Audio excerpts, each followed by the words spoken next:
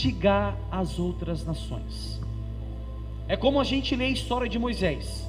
Quando Moisés vai tirar o povo da escravidão do Egito, a Bíblia diz que Deus endureceu o coração de Faraó. Não foi Faraó que falou assim: por mim mesmo, eu não quero que esse povo saia debaixo das minhas mãos. Não, foi um rei usado por Deus. Faraó foi usado por Deus, mas para oprimir o povo de Deus. Nabucodonosor foi usado por Deus para oprimir as nações. Que nações que era essa? Nações que foram escolhidas por Deus, mas não ouviam as suas palavras, e Deus o castigava. De que maneira? Usando o exército de Nabucodonosor para ferir o seu povo. Chegou o momento que Nabucodonosor, e a gente estudou na escola bíblica, que eu mostrei para o povo, que Nabucodonosor, ele tentou se elevar ao seu trono, até as alturas, aos céus. O seu coração foi soberbo, ele foi orgulhoso, prepotente, por Nabucodonosor ter criado uma estrutura boa em Jerusalém. Foi um rei bom, tanto na estrutura, quanto nas coisas que o povo necessitava. Ele se engrandeceu. Nabucodonosor pensou: peraí, olha o poder hoje da Babilônia, olha o poder da Babilônia, tudo isso foi estabilizado pelas minhas mãos, pelo meu poder, tudo isso está sendo estabilizado pelo meu comando, então eu vou fazer com que o meu trono se assente acima dos céus. Eu quero ser mais que Deus. Isso era o que passava na cabeça dele. Se você quer referência, está inscrito em Isaías capítulo 14, versículo 12, que fala sobre a queda do rei da Babilônia, ou seja, sobre Nabucodonosor. Ele queria ser mais que Deus. A história não é sobre ele, é sobre o filho dele. Mas para você entender, Nabucodonosor, ele cai, o coração dele se assemelha ao coração dos animais. Só que antes de ele cair, ele tem um sonho, e ele chama Daniel para interpretar o sonho dele. E quando ele chama Daniel, Daniel vai até ele e ele fala assim: olha Daniel, eu tive um sonho, que esse sonho me mostrava uma árvore gigante, que essa árvore tocava os céus, os seus frutos eram bons, os seus ramos eram bons, os seus animais se deleitavam embaixo dessas árvores, embaixo da sombra, comiam dos seus frutos. Ou seja, essa árvore é muito poderosa. Só que chegou uma mão que cortou essa árvore, e essa árvore caiu. E Daniel falou assim, e Nabucodonosor falou: Daniel, interpreta esse sonho. E Daniel interpretou: ó rei, essa árvore é você. Essa árvore, ó rei, é o seu poder, é você acima de todas as nações, é você querendo estabelecer o seu trono acima do trono de Deus. Mas o machado vai bater na raiz. Ele caiu. Quando se refere que ele caiu do poder do trono, e o coração dele se assemelhou ao coração de animais, foi humilhado pela soberba do coração dele. E quando Nabucodonosor ele morre, quem assume o trono? O filho dele, Belsazar, assume o trono. Aí chega a questão da coisa. Belsazar faz uma festa, e nessa festa ele chama outro rei, ele chama suas mulheres, ele chama as concubinas, e nessa festa ele começa a beber vinho. E quando ele começa a beber do vinho, ele começa a se embriagar, e ele começa a brincar com as coisas de Deus. E a Bíblia diz que ele manda os seus servos ir até o templo de Jerusalém e trazer todos os utensílios da casa do templo, que era usada somente pelos sacerdotes, era usada somente pelas cerimônias especiais, era usada somente nas festas solenes. E ele manda trazer. E quando chega o servo com as taças de ouro, com as taças de prata, e coloca diante do rei, manda colocar vinho para todas as mulheres, para todas as concubinas e para todos os reis que estavam junto de Belsazar, do próprio rei da Babilônia. Pastor, mas o que tem a ver com isso? O que tem a ver ele sendo rei e buscar os utensílios do templo? Aí que chega a questão da coisa. Ele pegou algo que era sagrado, algo que era sacro, da casa de Deus, algo que era usado como cerimônia, e embriagado começou a brincar com as coisas de Deus. Pastor, mas isso era coisa do Velho Testamento, não se usa mais no Novo. Exato, não se usa mais. mas quais são as ferramentas hoje que nós usamos dentro do templo, dentro do santuário, que usamos em forma de adoração a Deus? Alguém sabe? Alguém está disposto a falar? Romanos capítulo 12: conjuro-vos, pois, pela compaixão de Cristo, que apresentemos o nosso corpo como nosso culto racional. Nós temos que apresentar o nosso corpo, o nosso ser, a nossa oração, os nossos jejum, as nossas ações de graça, os nossos louvores a Deus.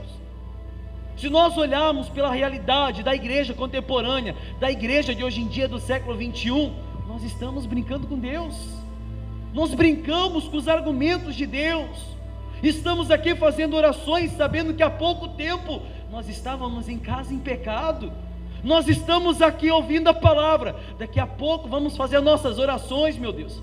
Nós vamos entregar a Deus os nossos jejuns, as nossas delibações. Nós vamos entregar a Deus as nossas festas solenes, no sentido espiritual, meu Deus. Mas mal sabemos que há pouco tempo atrás estávamos bebendo do cálice da idolatria, do cálice dos nossos pecados. Estávamos com ira, estávamos com rancor, estava maldizendo o próximo, estava invejando o próximo. Mas vamos apresentar daqui a pouco as nossas orações, os nossos sacrifícios, meu Deus. Não ficou por isso. Você acha, meu amigo, como diz a palavra em Hebreus capítulo 10, que nós pregamos semana passada, Hebreus capítulo 10, versículo 30, Deus falou assim: a mim pertence a vingança, e eu retribuirei. A Deus pertence o quê? A vingança. Deus é um Deus vingativo? É. Deus é um Deus de vingança? É. Mas Deus se vinga com o quê, pastor?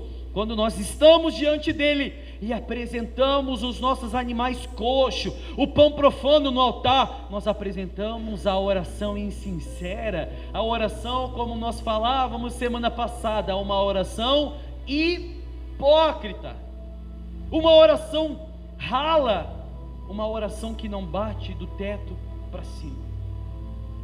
E queremos que Deus se manifeste em nosso favor quando estamos usando do tempo de brincadeira, quando estamos usando dos argumentos espirituais e sagrados de brincadeira, quando nós queremos vir para a igreja achando que sentamos aqui, a nossa vida está tudo bem, quando Deus quer mais de você, quando Deus precisa mais de você, quando Deus requer de você uma oração, meu amigo, que você quebrante o seu coração, que você olhe para dentro de você e reconheça a sua miséria, e você reconheça que você é necessitado dele.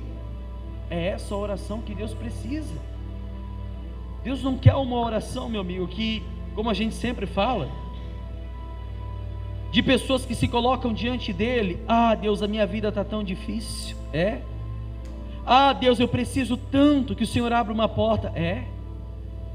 Deus não vai abrir porta coisa nenhuma. Deus precisa de um povo santificado. Quinta-feira agora eu vou passar um estudo para vocês sobre a justificação, a santificação e a glorificação. O que é a justificação? A gente já aprendeu isso aqui uma vez. Alguém sabe?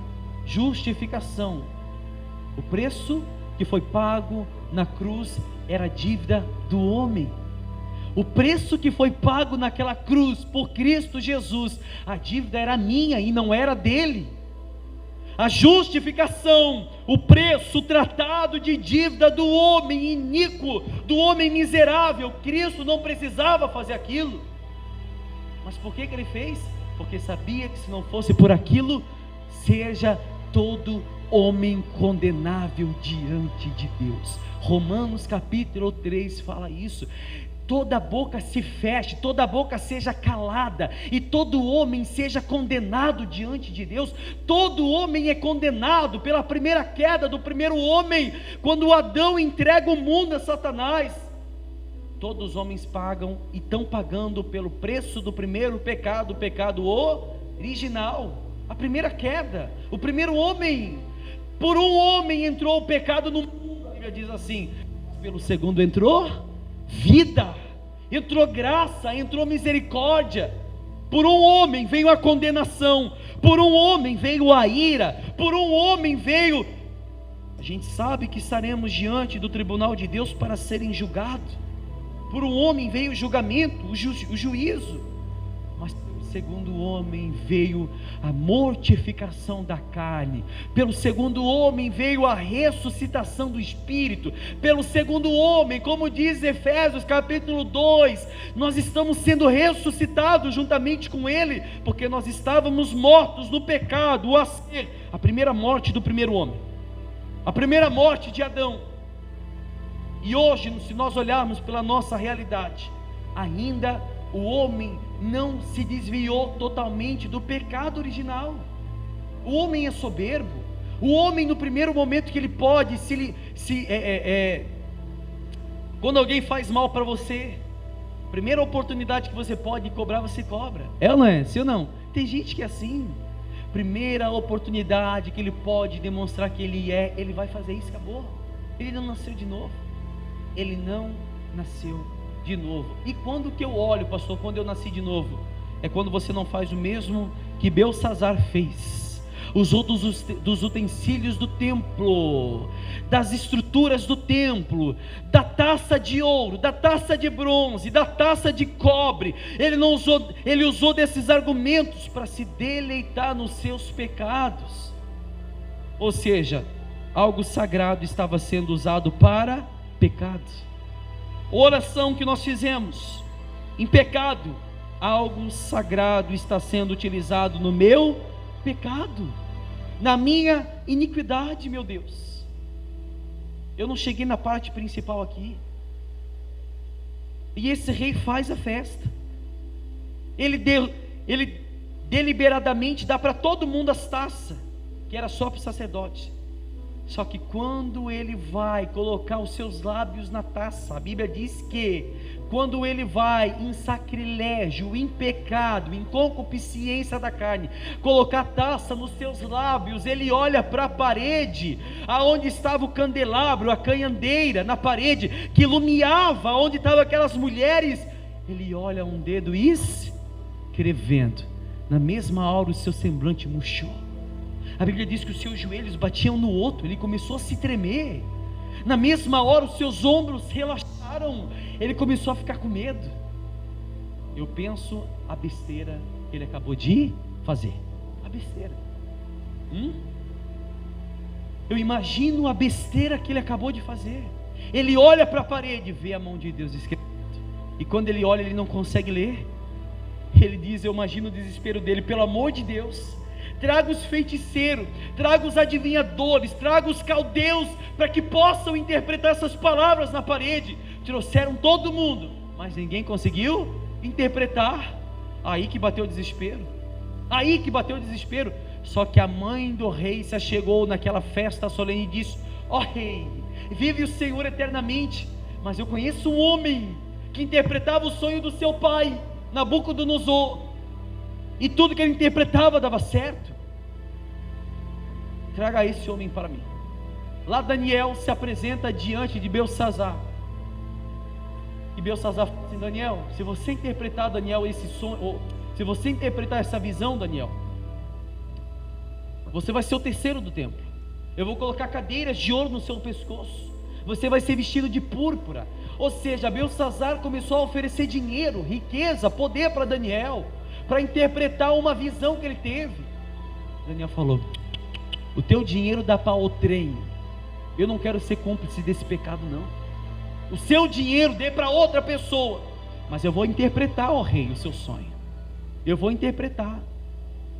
Aí que chega a questão da coisa, olha a interpretação do sonho que ele acaba de interpretar. Nós paramos no versículo 24, 23, vamos para o 23. Quanto ao que viu o rei, um vigilante, um santo que descia do céu e que dizia, cortai a árvore. Não é isso não, né? Espera aí, estou longe aqui. É o 24, né? Vamos lá, 24. Então da parte dele foi enviada aquela mão que traçou esta escritura. Todos acharam aí, né? 25 agora. Esta pois é a escritura que se traçou, Mene, Mene, Tekel e Parsim. Essa é a interpretação daquilo. Mene, contou Deus o teu reino e deu cabo dele. Ou seja, os teus dias estão contados. 2 vezes ele fala mene, mene, ou seja, 2 vezes, Belsazar, os teus dias estão contados, o teu reino está contado, você vai morrer. Você fez aquilo que não era para fazer, você brincou com os argumentos sacros do santuário, você brincou com os argumentos sagrados. Belsazar, você vai morrer, você fez aquilo que não era para ser feito. Na sua embriaguez, na sua brincadeira, você usou aquilo que os sacerdotes usavam, para que Deus pudesse se manifestar dentro do templo. Mene, mene, os teus dias estão contados.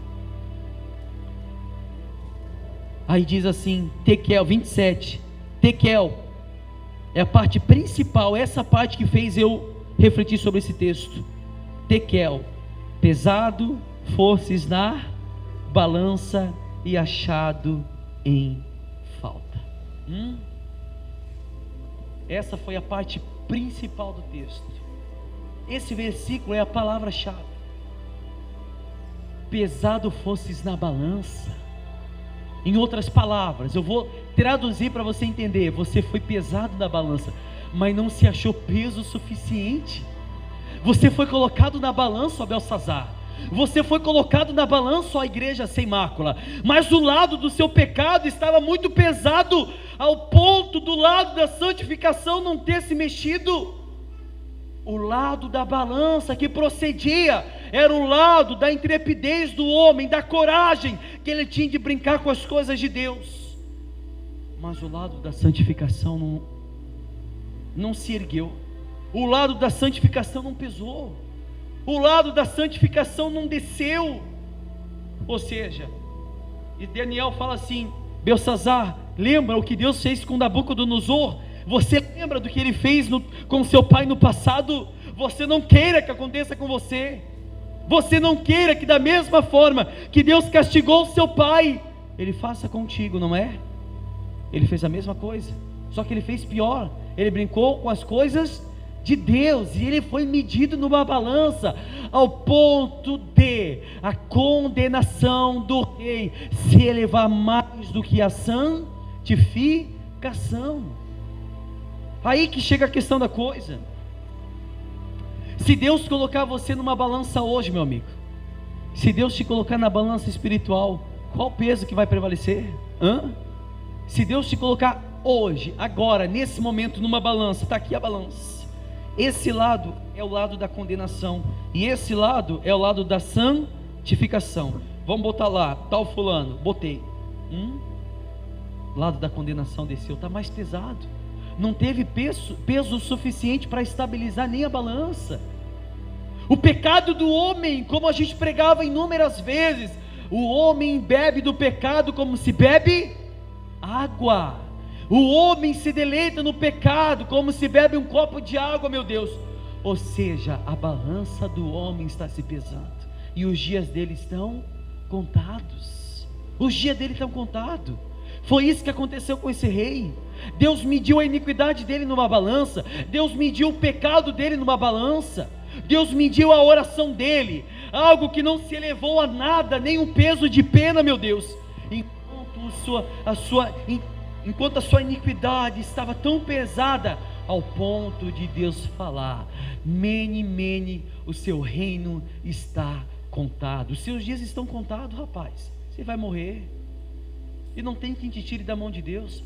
Horrenda coisa é cair na mão do Deus Todo-Poderoso. Horrenda coisa é, está em Romanos capítulo 10.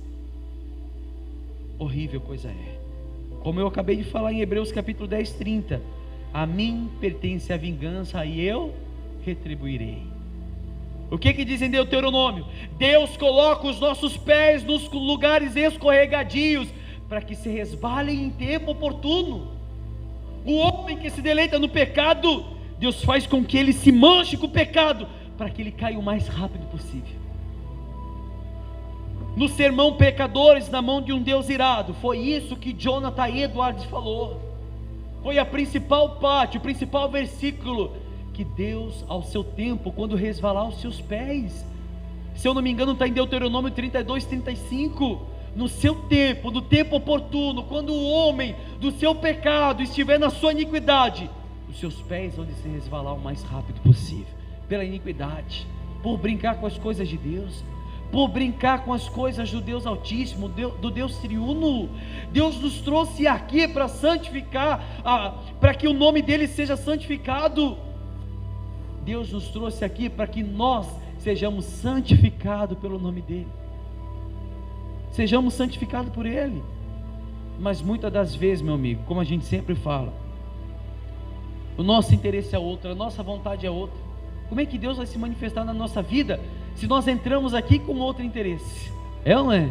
Como é que Deus vai manifestar o poder dele na nossa vida se nós estamos se assemelhando a Belsazar, pregando as coisas sagradas do templo? Estamos brincando com Deus, estamos brincando com as coisas de Deus. Por isso que a Bíblia diz: seja todo homem culpado diante dele, todo homem seja culpado, e seja toda boca calada, fechada, porque o homem não tem argumento para pedir nada para ele. Nós somos miseráveis, como disse Paulo: miserável homem que sou, quem pode me livrar do corpo dessa morte? Quem pode me livrar? O crime que levou à destruição da Babilônia, meu amigo, quando o Belsazar, brincando, embriagando, mandou pegar o belo despojo, ou os utensílios do templo, está aí a queda dele, está aí a queda dele.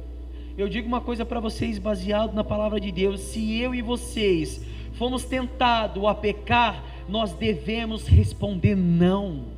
Se eu e vocês estamos tentados a denegrir a imagem do Evangelho, a pecar contra o Deus Triuno, sabendo que Ele é um Deus irado, um Deus vingativo, sabendo que a Ele estabelece a vingança, sabendo que todos os dias nós somos tentados e engodados pela concupiscência do engano, pelo que grita no nosso coração, a nossa resposta tem que ser ou não.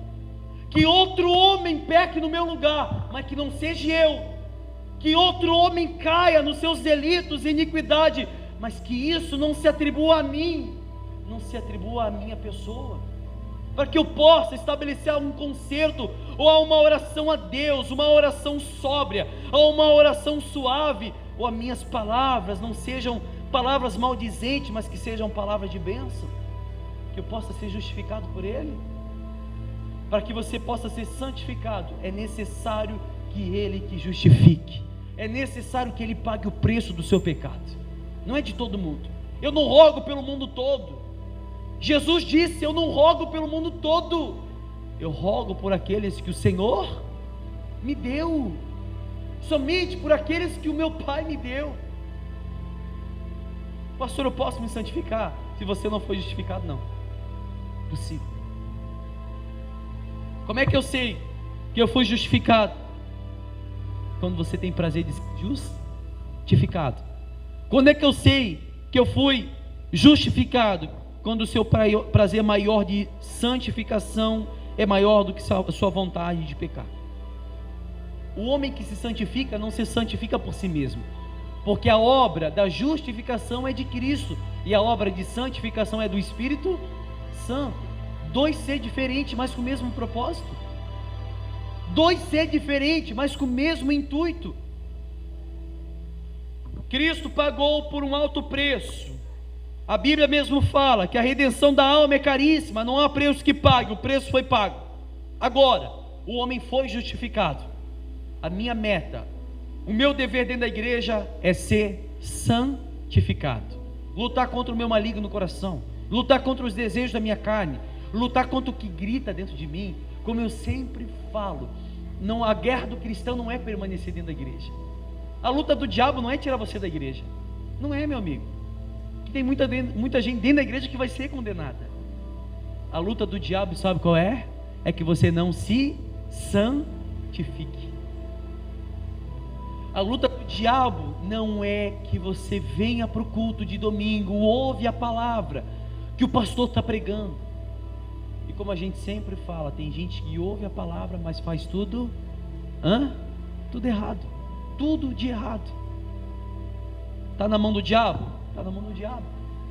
A luta do diabo não é tirar você daqui de dentro, não. Tem gente que vai permanecer até o fechamento, ou até o dia que Cristo voltar para buscar a sua igreja. Vai permanecer, seja 20 anos, seja 30 anos, seja amanhã. seja quanto tempo que for, mas nunca vai ser justificada, porque o interesse dela de santificação é pouca. Ela não tem interesse no Espírito Santo. Ela sabe que o Espírito Santo convence do pecado, da justiça e do juízo, mas o interesse de se convencer ou de se consertar dos seus pecados é zero. É nada. É nada. Teve uma mulher que mandou uma mensagem para mim. Perdão. Chamou de ladrão.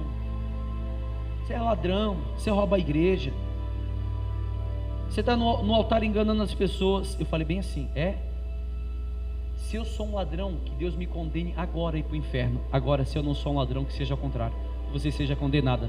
Aceita a aposta? Não falou mais nada. Eu falei de cima desse altar: se um dia eu subir esse altar e enganar o povo, ou roubar o povo, que Deus me condene na mesma hora e ir para o inferno. A mesma hora. Se Deus me condenar e ir para o inferno por eu roubar, será a coisa mais justa que Ele vai fazer. Agora, as pessoas que nos julgam por dizer que estamos pregando um falso evangelho, que estamos pregando uma heresia, uma mentira, e dizem que eu sou um falso profeta, que quando eu morrer eu vou para o inferno, que assim seja se eu estiver mentindo. Agora, se eu estiver falando a verdade, que seja ao contrário. Eu quero ver quem está disposto a aceitar essa aposta. É ou não é? Me prove ao contrário, meu Deus. Me prove ao contrário. Nós mostramos para o povo da igreja sem mácula, nós provamos para vocês que Deus condena o pecado de tal maneira que, como diz o livro de Apocalipse, que no último dia irão beber do cálice da ira de Deus. O pecador, o homem do pecado, Deus não aceita tudo e todos. É uma enganação e uma mentira. Se você está aqui hoje, nessa noite, ouvindo essa palavra, e você ama, e comete pecado, em cima de pecado, e não quer se converter, meu amigo, no último dia você vai beber do cálice da ira de Deus. No último dia. Agora não vai acontecer. Agora, você pode pecar, você pode errar, não vai acontecer nada. A Bíblia diz que é no último dia. No último dia. Por isso tem muita gente que faz pecado com liberdade e não acontece nada. Ela pensa assim: eu errei, não aconteceu nada, então não vai acontecer nada. Espera para o último dia. De Deus não se escarnece, de Deus não se zomba, porque tudo que o homem semear, isso ele vai colher. Tudo que você semear, tudo que você plantar. Plantei no pecado, eu vou colher o quê? Eu vou colher a corrupção. O que planta na carne colhe corrupção, mas o que planta no espírito colhe a vida eterna. E o que é plantar no espírito? Que a gente acabou de falar. Lutar contra o meu próprio eu, contra o meu próprio coração, contra a minha própria vontade. Você sabe melhor que eu. Eu nunca tive contato com o mundo. Eu sou desde criança do berço cristão. Cresci na igreja, mas tem gente aqui que experimentou o pior do mundo. Sim ou não? Experimentou o pior do mundo. Eu sei que muitas das vezes o que grita dentro de vocês é o desejo de voltar.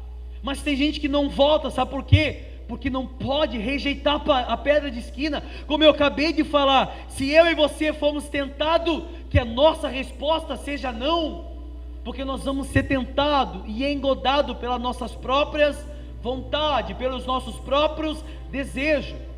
O homem que estava no mundo, que era caído por mulheres, vai ser tentado por mulheres. O diabo sempre vai colocar aquilo que era mais atraente aos seus olhos, vai fazer isso.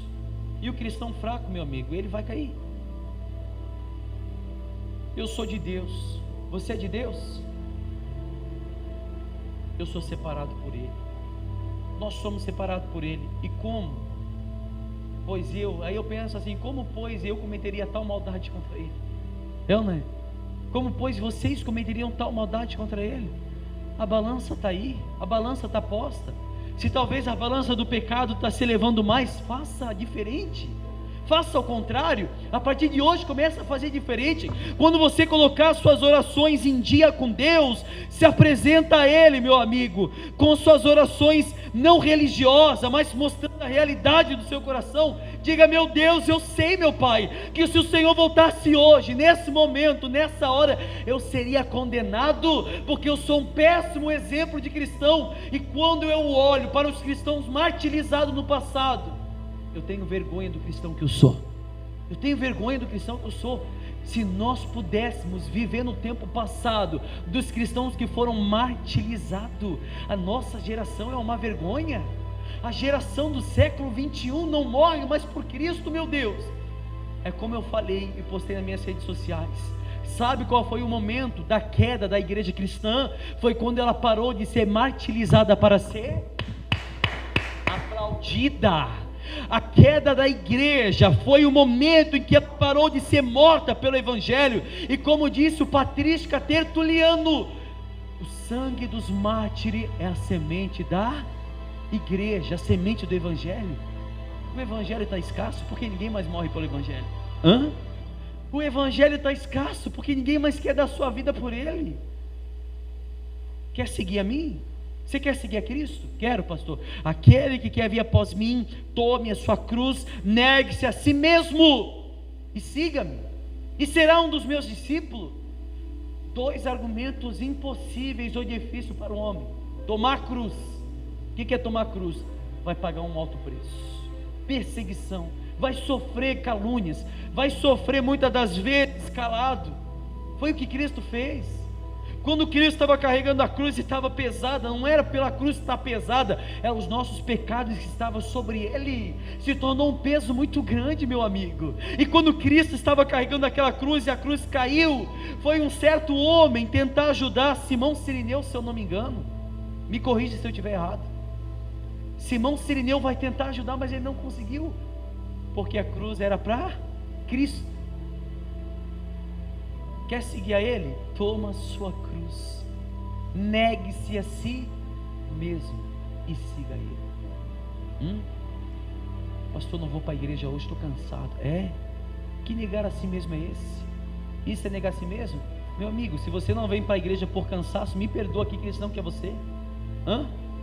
Se você não vem para a igreja porque tem algo na sua casa que toma o seu tempo e é prioridade no lugar de Cristo, me desculpa, que Cristo que te libertou, que Cristo que te justificou.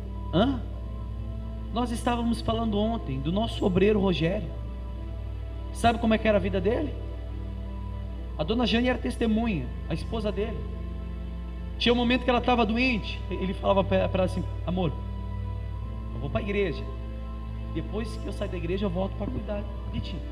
Chegava a família em casa: vocês vieram bem na hora do culto, quer ir para o culto comigo? Vamos. Se não quer, espere, porque eu vou, e quando eu voltar eu dou atenção para vocês.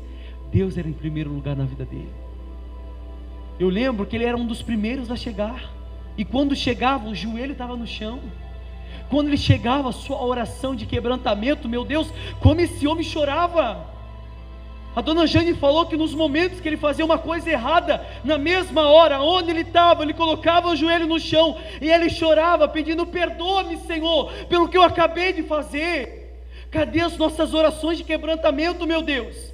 Cadê as nossas orações sinceras? Nós somos ralos nas nossas orações, nós somos nessos, nós não temos consentimento que aquilo que vai libertar nós de nós mesmos é o nosso momento íntimo com Deus, a nossa oração, o nosso jejum, quando se colocamos diante dele, diante de Deus, e apresentemos a Ele como o nosso culto racional, o nosso corpo como culto racional. Deus vai te colocar na balança, meu amigo. Deus vai te colocar na balança. Não acha você que vivendo deliberadamente no pecado, na iniquidade, na lascívia, no orgulho, na soberba, que Deus vai passar a mão na sua cabeça? Se fosse assim. Se fosse assim. A ira de Deus vai cair sobre vocês, sobre os que estão cometendo pecado com liberdade. Abre em Hebreus 10 aí rapidinho para você ver. Hebreus capítulo 10. Eu já vou encerrar a reunião.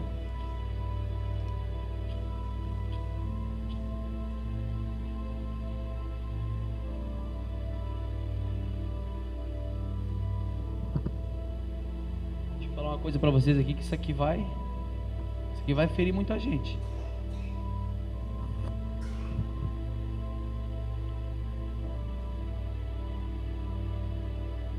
Eu não vou traduzir essa passagem, eu não vou falar por mim mesmo, mas se você olhar pela realidade dessa passagem, eu vou ler primeiro e eu já vou explicar para você entender, para que você possa entender, para não dizer que o pastor é julgador, né? Como tem gente que fala. Hebreus capítulo 10, versículo de número 26. Vamos ler junto. Se você ler primeiro, você não vai entender nada. Hebreus 10, 26. O título diz assim, o cabeçalho: o castigo do pecado voluntário. Vou ler de novo: o castigo do pecado voluntário. Porque se vivermos deliberadamente em pecado, depois de termos recebido pleno conhecimento da verdade, já não resta sacrifício pelos pecados. Pelo contrário, certa expectação horrível de juízo e fogo vingador, prestes a consumir os adversários. Olha para cá um minutinho. Vou traduzir para ficar bem declarado para vocês.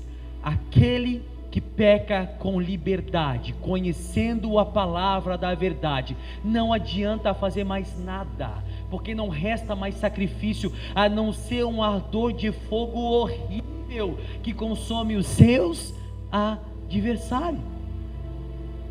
E aí? Será que muitos de vocês aqui hoje, de tanto pecado deliberadamente cometeram, ou com liberdade cometeram, vai adiantar fazer orações? Vai adiantar, pessoal? Será que muitos de vocês, depois de ter cometido tanto pecado voluntário, e no momento do ato, o Espírito Santo falando, e você praticando, e você no momento do seu celular, na pornografia, na lascívia, no desejo do seu eu, e o Espírito Santo falando, não faz isso, isso vai custar a sua alma, e você continua, e você alimenta a sua alma, você alimenta a sua carne, e quando você termina, estou aliviado. Foi o momento que você, em outras palavras, como diz o ditado, cavou a sua própria cova, sua condenação. Não resta mais sacrifício, meu amigo, não resta mais, acabou. A Bíblia mesmo fala isso, pastor, e eu, que eu pequei tantas vezes e sabia que era errado. Se eu for usar esse argumento bíblico aqui, vai ter o que fazer, pessoal? Tem o que fazer, gente? Eu não quero assustar vocês, mas muitas igrejas não pregam isso. Sabe por quê? Tem muitos membros da igreja que estão em pecado. Eu saí daqui domingo passado triste, os obreiros sabem do que eu estou falando. Eu saí daqui triste, a ponto de não querer mais voltar para cá. Eu falei, que povo é esse, meu Deus? Que povo é esse? Mas vamos continuar. Vamos continuar até o ponto que a gente vai ver até onde vai. Vamos continuar pregando. Amém? Até onde vai, não sei, Deus sabe. Agora, quer viver em pecado deliberadamente? Meu amigo, não resta mais sacrifício, não resta mais nada. Resta mais nada. Eu estou falando para quem vive em pecado com liberdade, deliberadamente. Pastor, eu estou na igreja, mas eu caí num pecado. Eu me arrependo. Perdoa? Claro que perdoa. Se confessares os seus pecados, Ele é fiel para perdoar. A Bíblia está mostrando um homem que comete pecado com liberdade, deliberadamente, constantemente, todo momento, toda hora, todo dia, comete o mesmo pecado. Quando pega o celular na mão, quando está sozinho, é ou não é? Sim ou não? No momento que ele está mais sozinho, é o momento que ele mostra quem ele é, ele mostra a realidade que está dentro dele, meu Deus. Não podemos estar dentro da igreja, ouvindo essa palavra, tentando ou achando que somos convertidos, quando nós somos convencidos. Não podemos estar dentro de uma igreja, ouvindo a palavra da verdade, chorando na frente do altar, um choro mentiroso, um choro insincero, quando amanhã nós fizemos a mesma coisa. Não podemos. Você acha que o Belsazar não sabia que aqueles utensílios eram usados somente pelos sacerdotes? Você acha que Belsazar, quando usava aqueles utensílios do templo, aquele momento que ele mandou os servos buscar, você acha que não passou na cabeça dele? Você acha que Daniel não falou antes? Você acha que Daniel não falou assim como aconteceu com seu pai, Belsazar? Não façam mesmo. Ele foi lá e fez mesmo, a mesma coisa, pagou o preço, ele morreu. Eu vou mostrar para você agora, olha só, vamos continuar lá onde a gente estava em Daniel,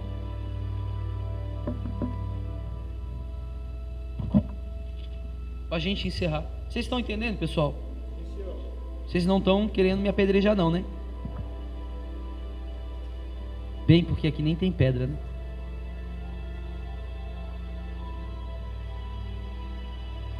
Versículo Daniel capítulo 5.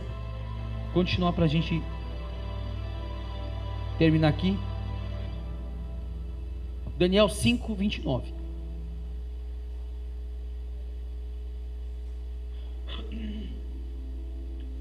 Todos acharam de novo, gente? Daniel 5, 29. Então mandou Belsassar que vestissem Daniel de púrpura e lhe pusessem cadeia de ouro ao pescoço e proclamassem que passaria a ser o terceiro no governo do seu reino. Naquela mesma noite foi o quê? Naquela mesma noite foi morto.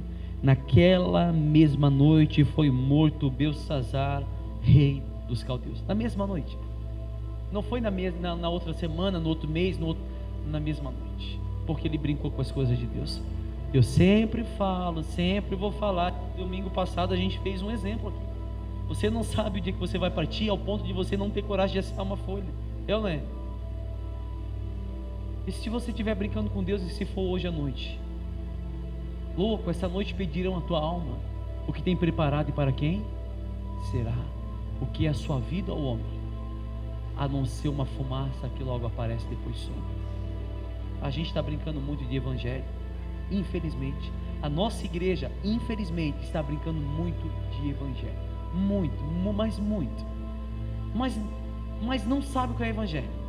Se vocês soubessem o que é evangelho, vocês viriam de casa de joelho para a igreja. Se vocês soubessem o que é evangelho de verdade, vocês sairiam da sua casa de joelho, estariam aqui, e quando chegasse aqui, vocês não abririam a sua boca para falar com ninguém, e falariam com Deus. Vocês não abririam a sua boca para falar com ninguém, e pediriam misericórdia para Deus, porque você não sabe se Ele vai se compadecer de você no último dia. Você não sabe se como diz em Romanos capítulo 9, se Ele vai ter misericórdia de você. Você não sabe. Como disse a Moisés: eu vou ter misericórdia de quem eu quiser ter misericórdia, e acabou. Eu vou me compadecer de quem eu quiser me compadecer, e acabou. Não há outro Deus além de mim. Salvação é só por meio dEle. O problema é que as pessoas vivem uma vida como se nada fosse acontecer, meu Deus. Como se nada fosse acontecer. Mas vai acontecer. Muda enquanto é tempo.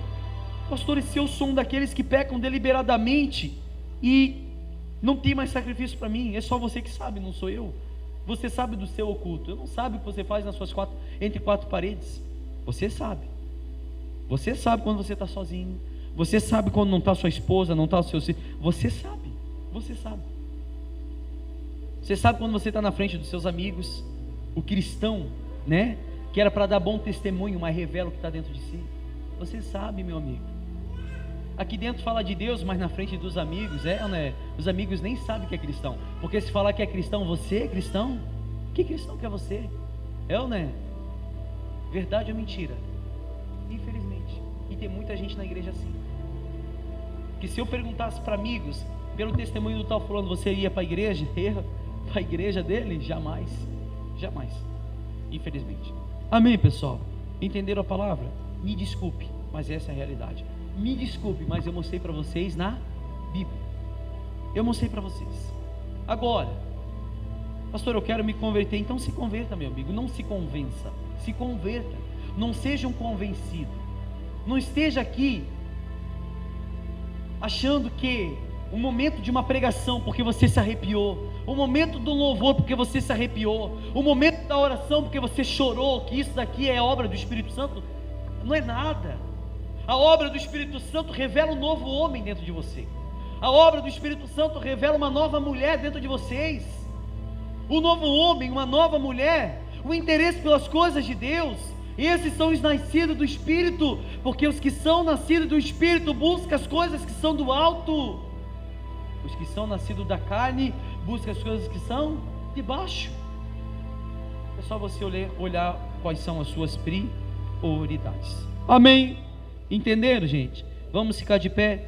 Aplauda Jesus bem forte que Ele merece.